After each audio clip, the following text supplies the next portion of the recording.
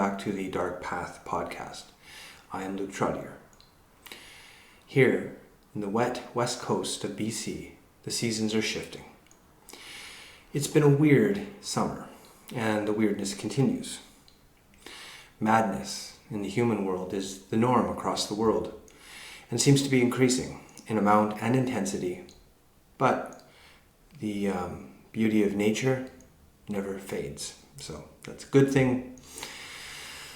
Now, I've always really liked the spring and the fall.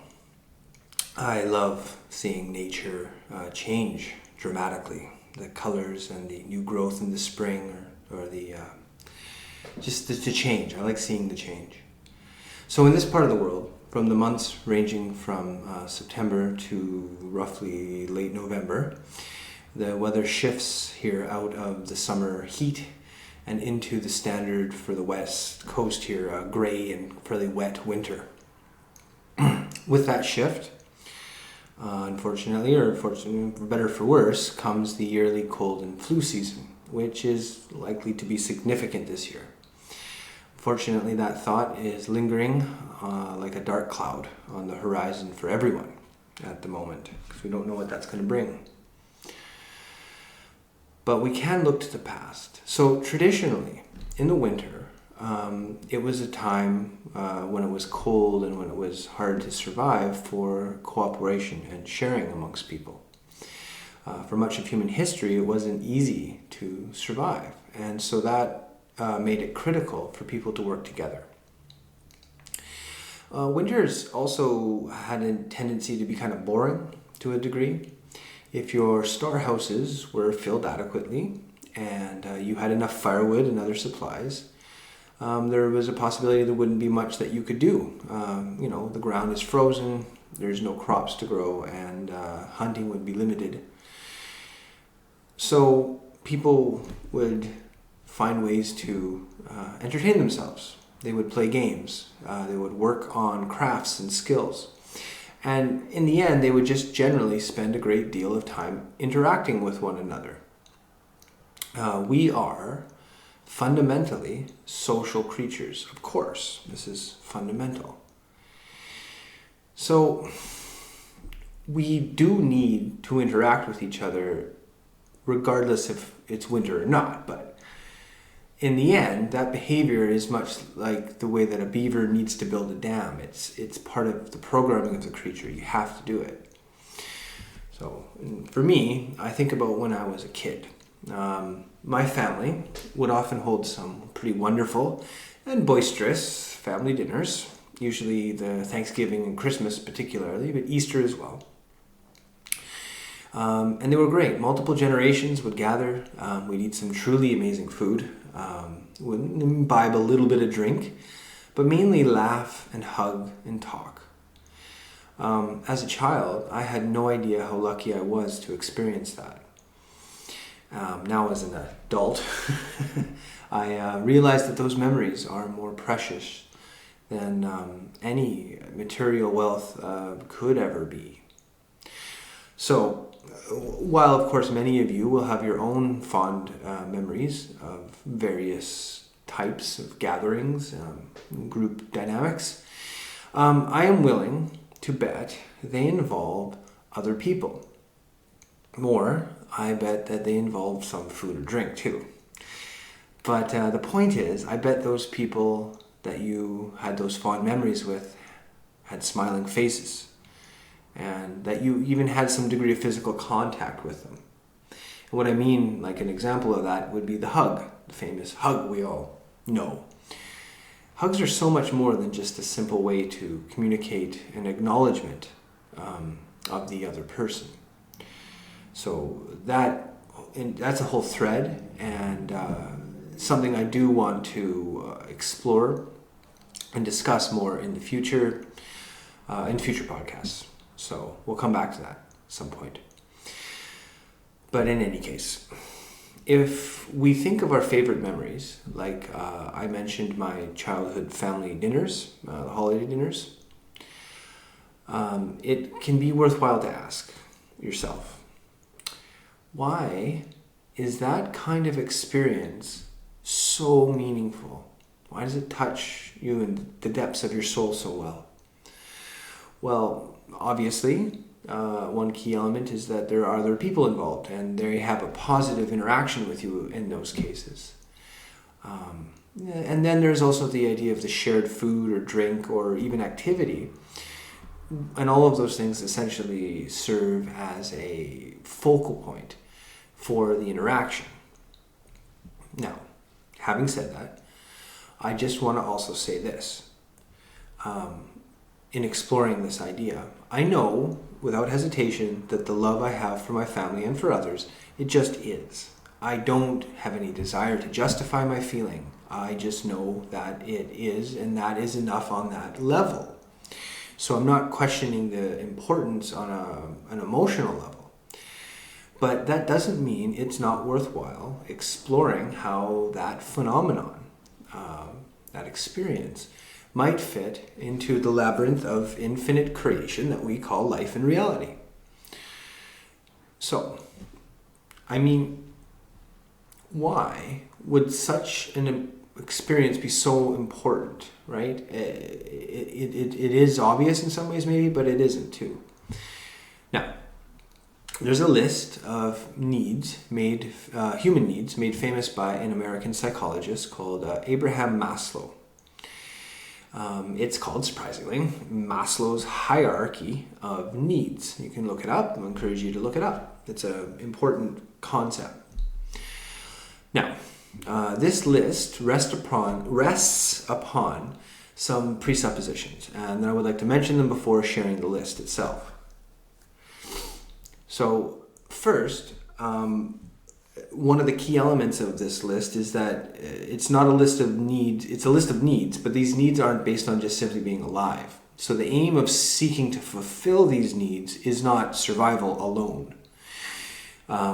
The needs of staying alive are from a purely physical standpoint, are addressed in the first level of these needs. But the rest of these requirements or needs are much more complex and have everything to do largely with the relationship between individuals and the people that they interact with in their communities. Now, secondly, it also assumes that human potential exists, which is a whole thought unto itself.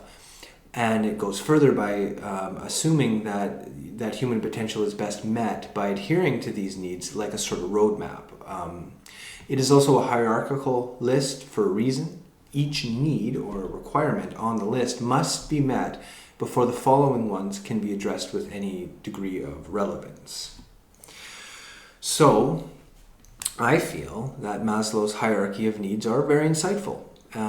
But to be sure, I am not claiming that I understand them better than anyone else.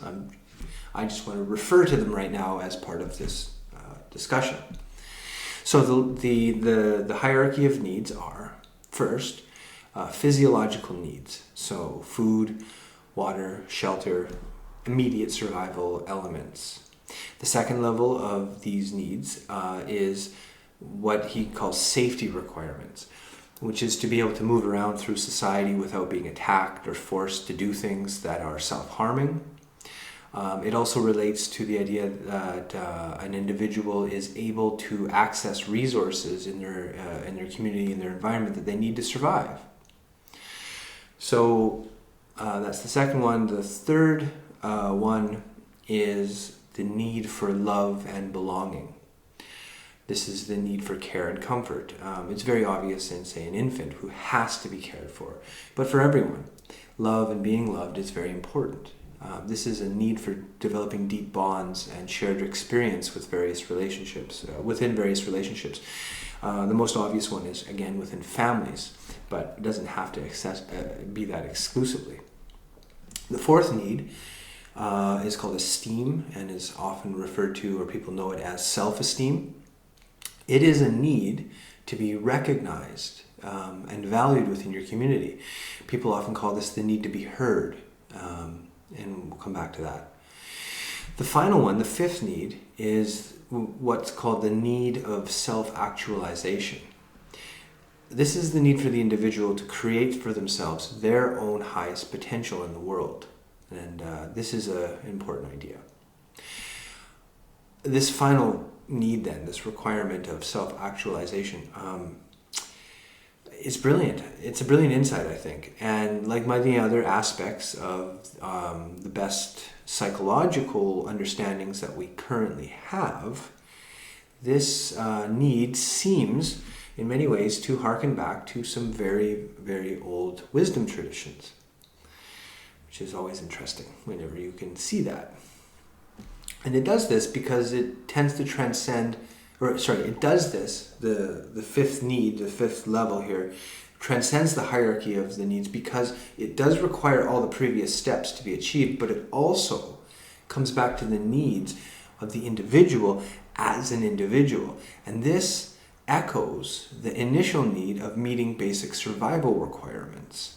So you need to eat enough food to survive as an individual, and you need to develop yourself to its fullest potential as an individual, even though that's nested within the community. Now, it sounds, and I think it is, this idea of self-actualization, it sounds, and I think it is in many ways, very similar to the idea of enlightenment in many spiritual practices, but not necessarily exactly that either. Now, if we can agree that there is something worthwhile to the idea of aiming at human potential in terms of meeting people's needs as Maslow lists out, then I believe that compassion is like the road that possibility must be built upon. Not a suggestion really, but it's really a need in its own way. So it's here too that the dark path reasserts itself, as I've discussed before.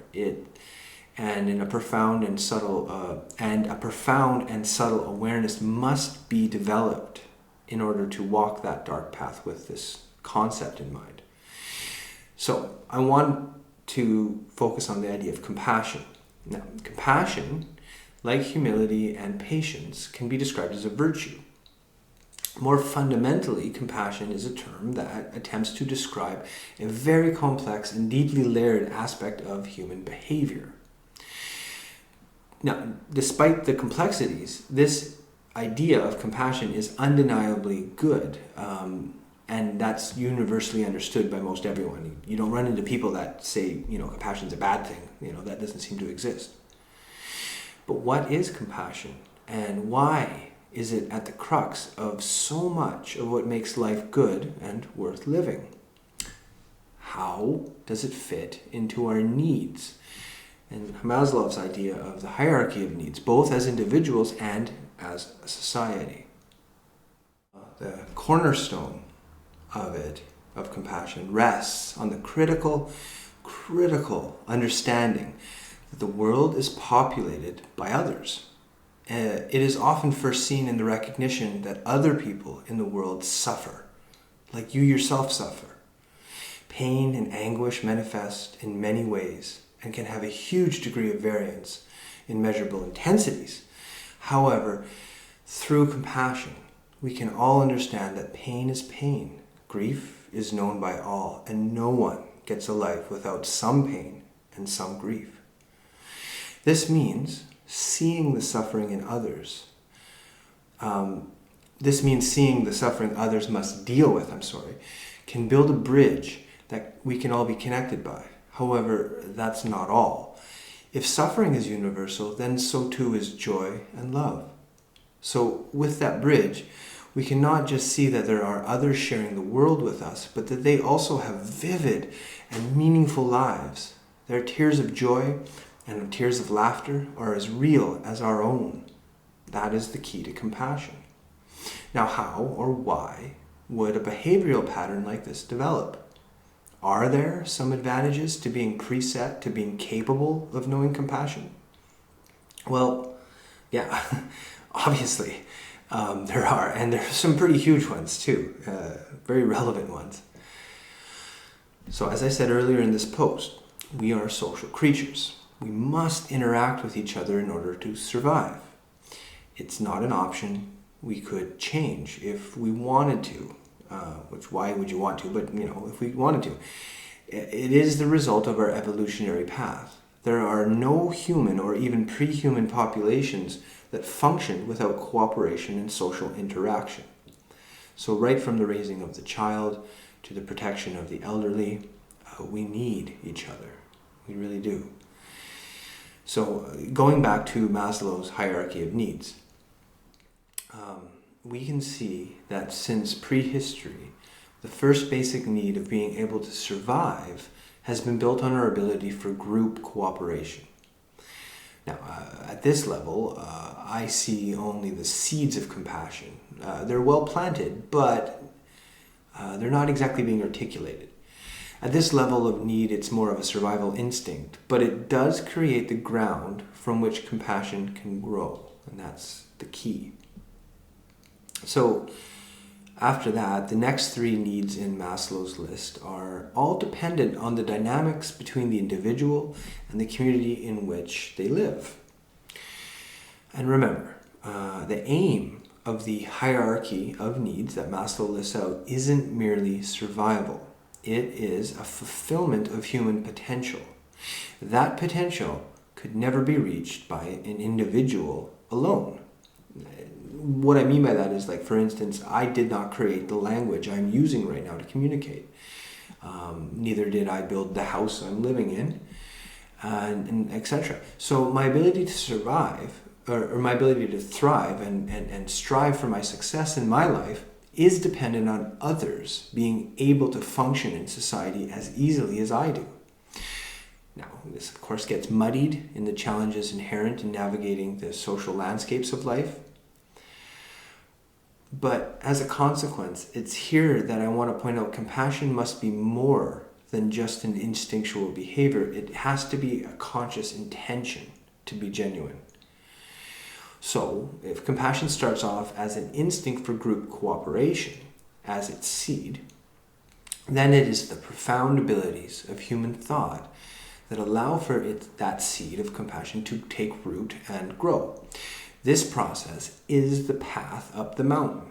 It even begins, as the Dark Path likes to point out, in the dark of instinctual behavior, which is unconscious behavior. Now, bringing conscious awareness into the equation is the seed of sprouting and beginning to grow. However, like a real plant, the growth of that seed into a full and mighty tree is a precarious process, and one without any degree of care, or without any guarantee of success. But the point is that the path of compassion does have a biological relevance. It has more than that, but having a root in our biology legitimizes the need for placing critical importance on compassion, especially in our education systems, I would think. I hope. But let's clarify something before we go any further. Compassion is connected in most people's minds to being nice in a general sense. And that is correct to a degree. But it isn't the same as that either exactly.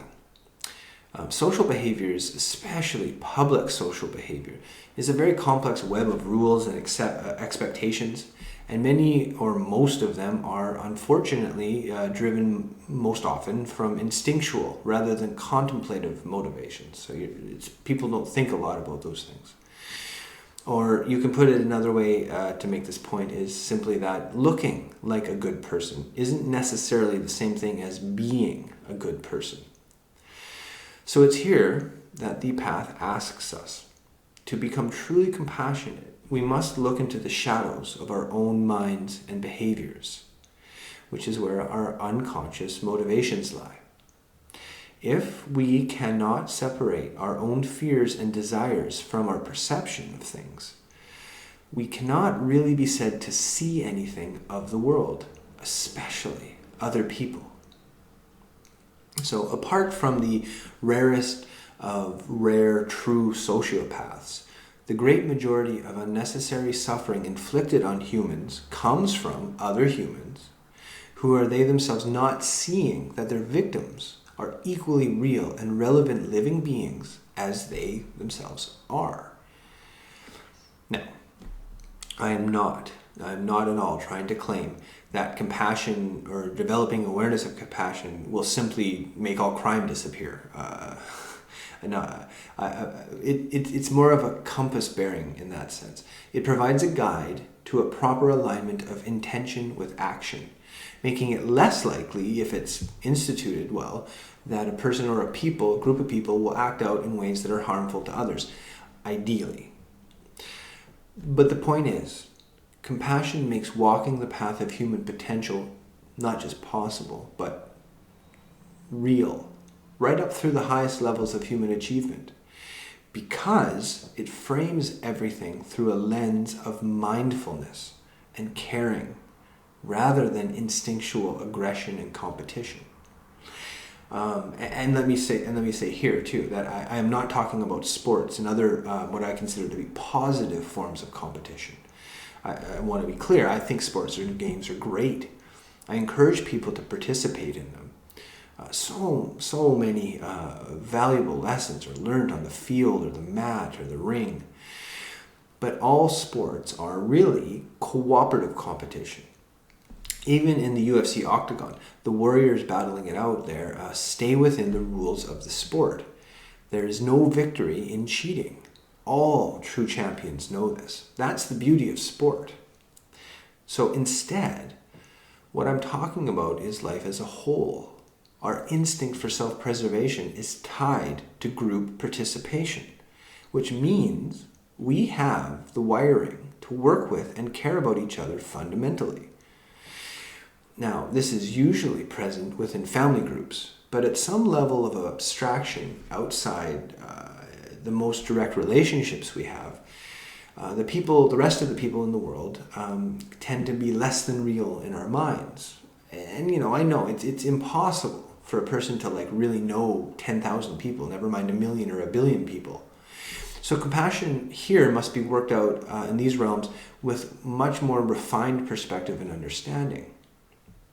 And this means personal reflective contemplation, time spent actually working on that like a real chore.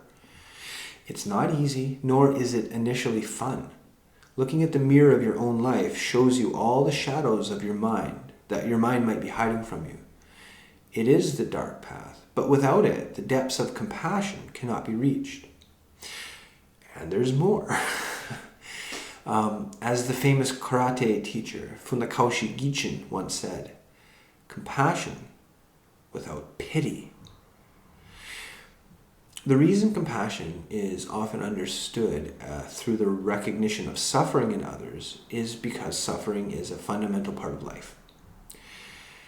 The story of the Buddha, the Gautama Buddha, the original Buddha, makes it clear that disease, old age, and death are unavoidable. No one gets a life free of the suffering that these things cause. And that has some powerful implications. When you look at a person who is plainly suffering from a terrible injury or a horrible disease, there's usually, of course, a desire to help them. However, unless you are specially trained in some way, there will be little to nothing you can do to actually alleviate their suffering directly. The one thing that can be done, though, is to see them and to lovingly bear witness to their lives. Compassion makes this possible as it provides the bridge, as I said, to connect with them. However, it does no one any good to be broken down by the witnessing of another's suffering. If you imagine that someone you love is very ill, it's not likely that they will want you to become depressed and unhealthy as a result. The recognition of another's suffering is very important in the relationship to developing compassion. But allowing that suffering to cause distress and harm to the observer only makes things worse. That's pity, not compassion. Now, this is not easy. The balance between that which you can affect and that which you cannot is tightly wound here. But in the end, reality must reign supreme. The truth is, the world and other people cannot be controlled. You can see this if you look and really see one another. you realize that other people, though separate, are equally real as you yourself are, then you know you cannot justify forcing them to think or act in a particular way without their consent. Now, again, not to get too imaginary with all this, because I know absolute force is always a possibility, but that isn't what we're talking about. It's the recognition of the sacred value of seeing others compassionately. To do this, you cannot hold the desire to control others at the same time. Control is a product of a mind looking at the world through fear. Compassionate fear cannot simultaneously exist in one mind, as no two states of mind can. Right now, I am seeing many prominent politicians and other supposed authorities making terrible and grand generalizations about significant populations within their own countries and regions. People who don't want to do what they are told have and will always exist. People that are willing to take larger risks than the majority of the population will always exist. Anything short of using absolute force will not work to change these folks' minds. This is true not just for the obviously problematic COVID policies we're experiencing, but for all extraneous top-down control of society. It won't work out well, and it will cause, most likely, serious damage to our world to try. Which brings me back again to the final need in Maslow's list, the need of self-actualization. This is the idea of a person who is able to engage in the world as fully and meaningfully as they can. This can never be accomplished by a person who does not have agency over their own lives. And it's here that you can see compassion and personal freedom are deeply tied together. If force and coercion cannot be expressions of compassion, then you know that all dictatorships by nature can be said to be without moral value of compassion. They're not a part of that structure because they can't be. So to bring that home to today's world, after the last better part of 2 years, with all the intense fear and propagandized stories, and a real and new respiratory virus, many people are approaching a breaking point. The needs we have for social connections have been wrecked in many ways, and that has never been done at this scale in this way before in human history. We now fear each other's faces and intentionally keep from making physical contact with one another. This type of world has little chance of lasting long term and zero chance of being enjoyable. So I believe we must reconnect to compassion for others, for all others, even if they're not vaccinated. We must too be careful that our fear in our minds doesn't cloud our thinking and push us to want to control others, which is, as I said, a complete disconnection from compassion. Further, we need leaders who understand basic human nature, who can really weigh out cost-benefit analysis accurately, who understand the deep and important connections between values like fairness and personal responsibility and personal freedom. People who have reached for and attained some significant level of their human potential within their own lives. Leaders who have a real understanding of compassion, in other words. And I'm not just talking about politics or other obvious positions of leadership in the community. We all need each other to become leaders and heroes, each of us, at least unto ourselves and our families. Developing compassion is a challenging act, especially as our world is plagued with fear, but in a way that has always been the case. So, if you know it's true and you aren't afraid, then go and hug someone who needs it.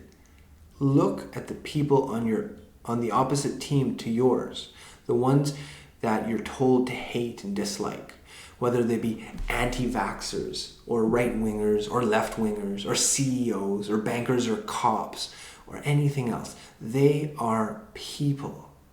Even if they commit crimes and have to be held to account, which they do, they're still people. This is not an excuse for bad behavior. It's a recognition of humanity in others. Now, the vast majority of people, of course, are not criminals. They're just people. We need to remember that. So I say, be courageous and remember the love of life and remember your compassion. Don't be afraid. Walk the dark path. You are not alone. Thank you for your time. See you soon.